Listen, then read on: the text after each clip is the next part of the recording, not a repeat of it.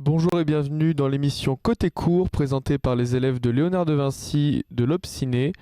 On se retrouve aujourd'hui avec Nasser Bessala, réalisateur du film Rentrons, pour l'occasion de la 46e Festival de Clermont-Ferrand. Bonjour Nasser. Bonjour Louis. Nasser, dans ton court-métrage Rentrons, le conflit est un thème central. Qu'est-ce que tu peux nous en dire? Quel conflit? Le conflit identitaire, familial ou intérieur du personnage principal? Oui, le premier conflit, en tout cas le premier tiraillement que j'ai essayé de mettre en valeur, c'était le tiraillement, c'est un tiraillement voilà, entre le pays dans lequel on vit et le pays dans lequel on retrouve nos origines. Et là, le film commence directement en Algérie avec des Franco-Algériens, donc leur pays au quotidien, le pays qu'ils connaissaient pardon, au quotidien, c'était la France. Et là, on les retrouve en Algérie et pour des raisons qui leur sont propres, ils ont décidé d'aller en Algérie pour essayer une nouvelle vie. D'accord. Est-ce que tu as eu des inspirations justement pour ce court-métrage, cette histoire? Des inspirations, non. Après, j'essaie de me nourrir de ce que j'ai pu lire, de ce que j'ai pu voir aussi au quotidien. Par voie de conséquence, il n'y a pas d'inspiration singulière, quoi. Elle est plutôt plurielle. Et j'essaie de me nourrir de tout ce que je vois autour de moi. D'accord. Pour toi, qu'est-ce que représente ce voyage pour les personnages principaux? Ce voyage, c'est un peu... ce qu'il faut savoir tout d'abord, c'est que c'est des personnages qui sont de très très jeunes adultes.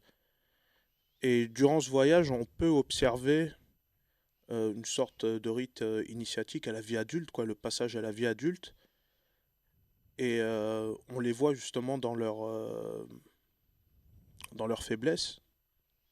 Et ils s'interrogent sur ce que sera plus tard. Et c'est la raison pour laquelle ils vont décider ou non de rentrer en France. D'accord.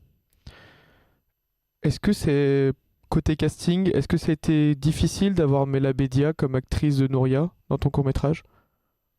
Non, c'était pas difficile parce que je l'ai connue il y a quelques années, avant même qu'elle soit ce qu'elle est aujourd'hui, quelle est la notoriété qu'on lui connaît. Et elle a été loyale et fidèle dans le sens où je lui en avais parlé il y a quelques années et elle a tenu son engagement jusqu'au bout et pour ça c'est un respect énorme quoi. D'accord. Et pour l'acteur d'Abdel, Zinedine Benyache, si je me trompe pas, pourquoi l'as-tu choisi pour le rôle? Alors Zinedine Benyache, ce qu'il faut savoir c'est qu'on a fait une licence d'histoire ensemble. Par voie de conséquence j'ai été amené à le rencontrer au quotidien, du lundi au vendredi. On avait beaucoup de cours en commun. Et il avait, en tout cas, les premiers traits de caractère que je voulais donner à mon personnage principal, Abdel. Et par la suite, je me suis énormément nourri de Zinedine. Parce que voilà, il avait ce petit truc qu'on pouvait dire que ça commence à ressembler à Abdel. Et après, petit à petit, voilà quoi, c'est Zinedine qui a nourri le Abdel qu'on connaît dans le film. D'accord. Le voyage est prédominant dans le film, cependant on peine à trouver des infos sur le voyage en lui-même, des lieux. Qu'est-ce que tu peux nous en dire? Alors, les lieux, on a été dans un petit village dans la région de Péjaïa qui s'appelle Achlouf. Et c'est un lieu que j'ai trouvé lors des repérages, que j'ai trouvé extraordinaire, super beau.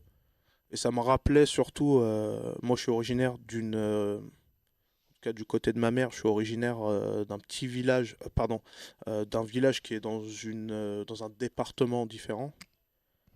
Et j'y ai retrouvé énormément de similitudes avec les paysages que je connaissais. Et par voie de conséquence, lorsque j'ai vu le village dans lequel on a tourné, même sur les routes, je me suis dit, attends, ça correspond pile à ce que je recherche, quoi.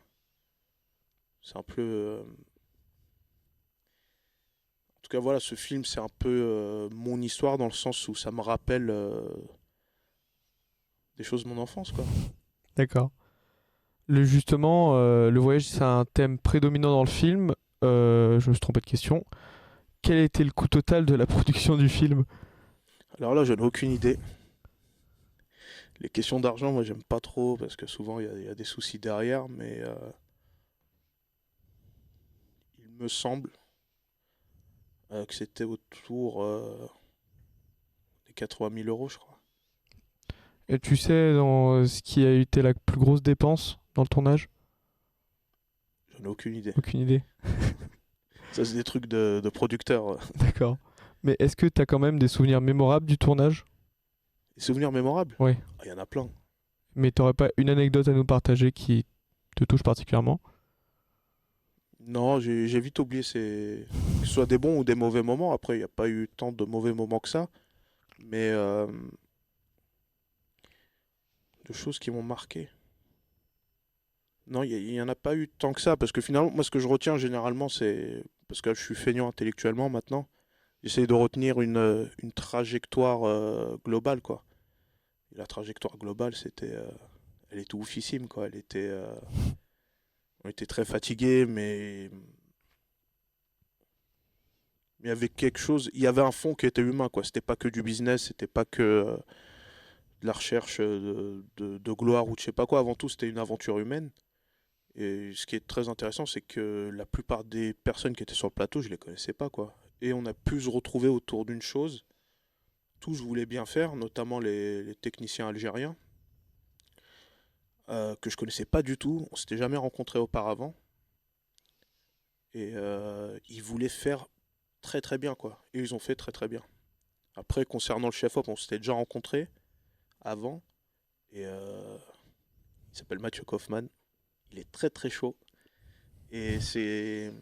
On a connu quelques petits moments de galère, quoi, comme sur tous les tournages. Et avec le soleil qui nous tapait dessus, etc., il était super résilient, quoi. Il voulait pas se laisser abattre, il voulait continuer. Et des fois, il voulait refaire certains plans que je ne voyais pas, dont je voyais pas l'utilité. Mais il avait des bonnes initiatives et il voulait à chaque fois refaire. Et c'était en plus un peu compliqué parce que on avait tourné avec un dispositif qu'on connaît qui s'appelle le Ronin. Mais c'est un truc en milieu de journée sous le cagnard, ça fait très très lourd, quoi.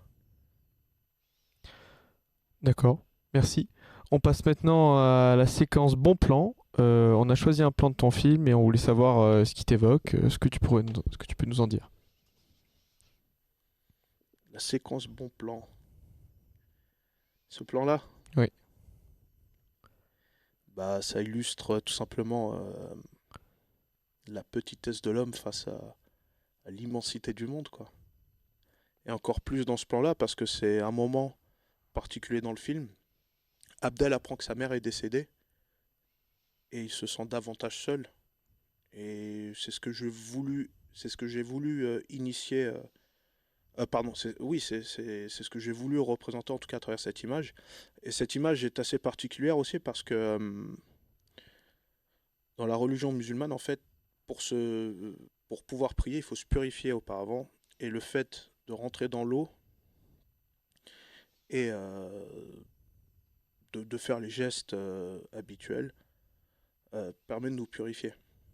Parce que juste après, il s'ensuit la séquence de la prière et c'est comme un renouveau, quoi.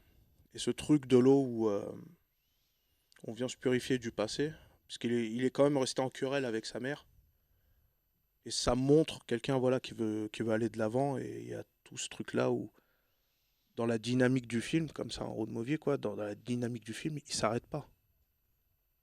Donc il y a tout ça. Même un peu plus, mais ce serait trop chiant à expliquer. si t'avais pu choisir un plan dans le film, Ouais. autre que celui-là, pour mettre dans la séquence bon plan, t'aurais pris lequel? Alors tu vas me prendre pour un menteur, mais j'en aurais pas pris un autre. Très bien. Non, sincèrement, parce que pour moi, il y a un côté spirituel, il y a un côté philosophique aussi de ce qu'est la vie. Après, pour en revenir à ce que je disais tout à l'heure, voilà, c'est des gens, c'est des jeunes gens qui deviennent adultes. Et le passage à la vie adulte, souvent, il nous est pas indiqué, quoi. Quand on est, quand on arrive à l'adolescence, on nous dit pas comment devenir un adulte. Et là, il l'apprend malgré lui. Et en tout cas, voilà, il place sa confiance en Dieu et c'est son moyen, en tout cas, d'être résilient et d'aller de l'avant, quoi. Eh bien, merci Nasser de nous avoir permis de te recevoir et de nous parler de ton court-métrage. On se retrouve pour le prochain épisode de Côté Court, présenté par les élèves de l'Obciné sur LDV Media.